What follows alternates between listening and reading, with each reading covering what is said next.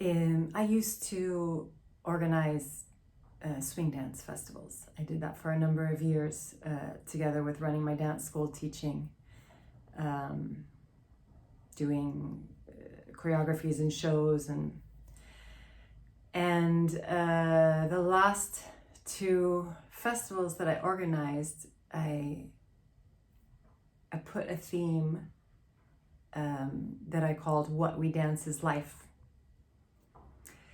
At the time, it was 2017, and then in 2019, I used the same theme those 2 years. And at the time in 2017 was when I was really going through, huge, the beginning of this transformation that I'm in. The words fail me. I don't have the right word to use, but like this turmoil, this digging in, this connecting to myself, this process of embodiment. And at the time, it was when I was having extreme pain, chronic pain, hips and back, that I had had for years, and it was reaching like epic proportions at that time.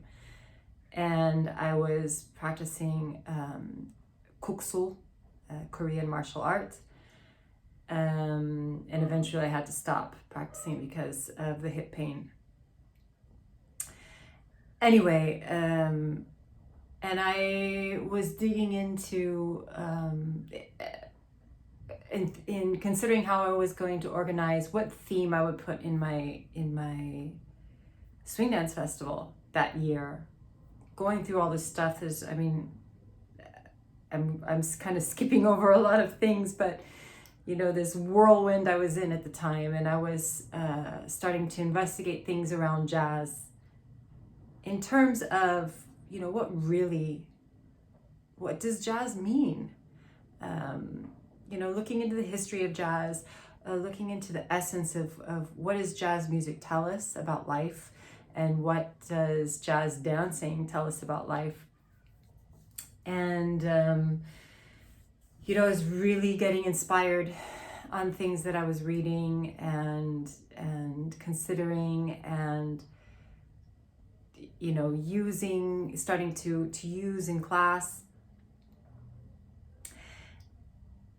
And some of those things this concept, I don't even like that word concepts, but way of living, that were these concepts that I was taking from jazz. I'm still learning so much about that. And the theme of what we dance is life is a theme that, will be with me forever. Life is what we dance, and what we dance is life. And it's, more and more I feel like life is really a dance of energy. It's an energy dance. And in learning to dance, in learning to swing dance, Lindy Hop, jazz, Balboa, I got foundations from teachers, but most of it was self-taught. And then grabbing things here and there, and working things out. And that's the process I'm in right now. I'm learning the most important dance that I could ever learn to do. And on the one hand, it is the most natural dance ever, because I was born to dance like this. Dance with life in the way that I'm relearning to do. It's natural. My body was made for the energy dance that I'm rediscovering. And at the same time, it is the most challenging dance I've ever learned. And it really is a dance.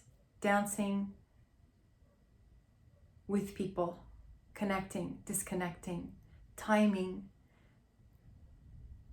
What do you say? What do you do? When do you say it? When do you do it?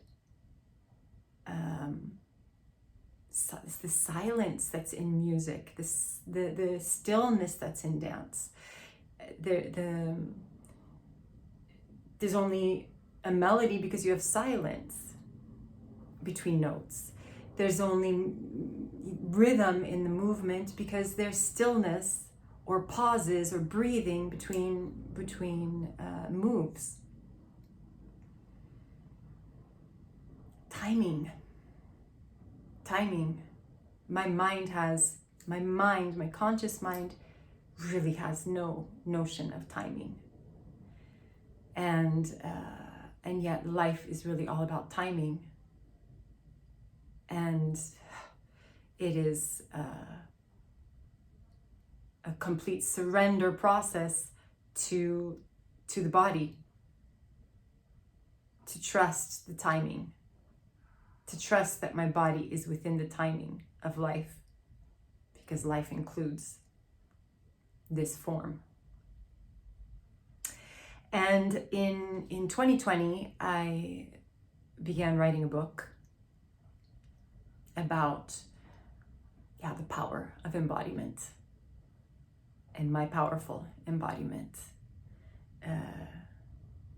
coming back to my body, reconnecting with it, learning to trust it, letting my body guide the process of life, healing from debilitating chronic pain, learning to walk again, learning to dance, learning to move. And anyway, I began this book in 2020. I haven't finished it. Who knows if I ever will. Every now and again, I watch myself open it, edit, write some things. But I just opened it now, feeling that I would share a passage of what I've written that's from that time in 2017. I mean, I wrote it in 2020, but it's about that time in 2017 where I was digging into the roots of jazz. I was organizing my swing dance festival around the theme, so I was looking for ways to incorporate it, to inspire others to consider what music and dance, particularly jazz music and dance, tells us about life. What lessons are there for us? What can we learn as we're learning to dance? How does that translate into learning to live? And so here's a little chapter, I guess you would call it, from my unfinished book. Whatever it is, I don't know. I don't know why I do anything that I do. So what was it about jazz which touched me in such a unique and truthful way? Diving deep down into Wynton Marsalis's talks and his books, Moving to Higher Ground, How Jazz Can Change Your Life, everything I interacted with spoke to my intellect, my heart, my dancer body, and my soul in the most eloquent of prose. All of me was lit up and on board, engaged completely with the ideas and eager to share with others, because surely these nuggets of wisdom had the power to shift our perspectives and to encourage us to live as the better angels of our nature. Over the years in class, I had already recognized myself guiding students and their dancing technique with tips and phrases which, in a broader sense, were simply philosophy about life itself. I would hear myself say something profound which came to me in the moment and realize it was as much for my own benefit as it was for their dancing.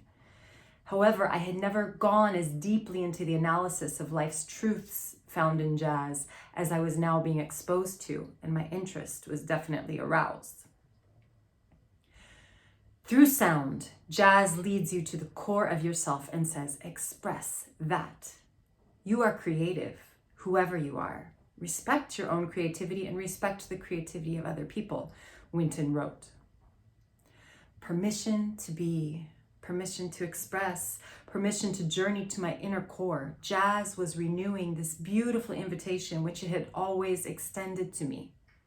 To be honest, I had often taught these concepts in class. I'd see my students struggling with blockages and unuseful beliefs about their own capacities, and I would try to inspire them upwards to relate to the music and the dance in the core of their being, allowing for mistakes and simply learning to express their own voice through the body. Again, here was the dissonance between what I lived my life doing, jazz dances, and the way I actually lived my life. Not so jazzy after all. Of particular import in Wynton Marsala's exposition of jazz lessons for life was the necessity of being present completely, 100% in the now. Wait a second, hadn't I heard this somewhere else before? Truth is truth is truth, and it will pop up and wave its little hand to gladly greet you from various and sundry corners, hoping to truly catch your attention at some point. So a few times a week in Kuksul, I'd hear about being in the now.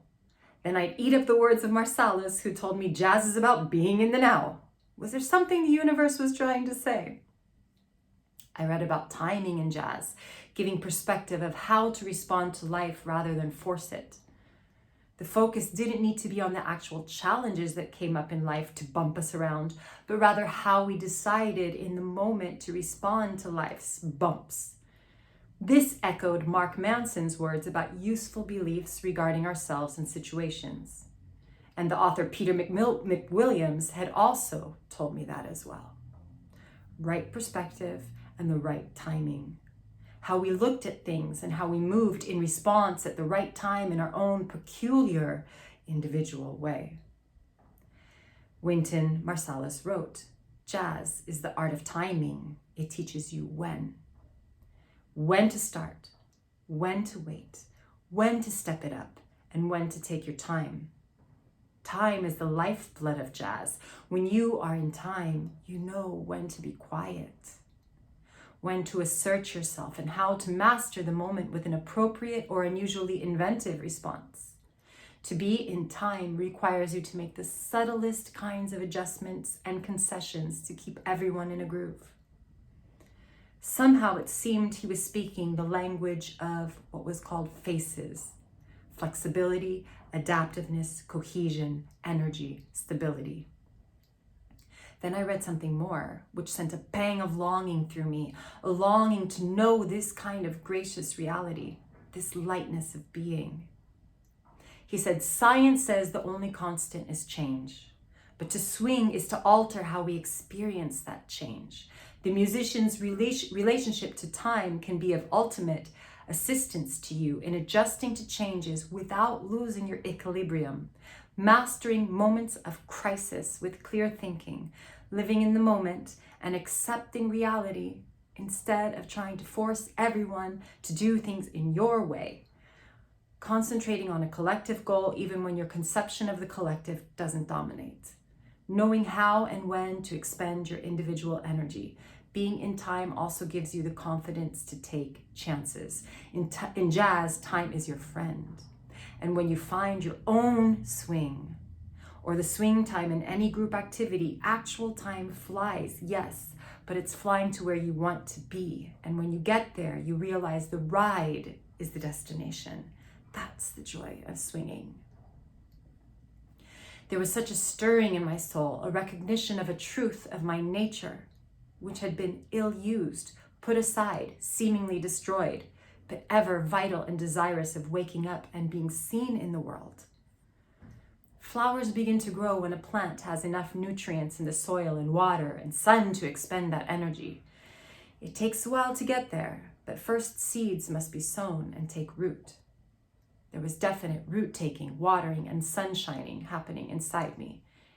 But it's only now as I write these words, years later, that I begin to see the flowering. Frequency must find resonant frequency to be called out, and these words, a balm to my soul, were the calling out of my eventual flowering.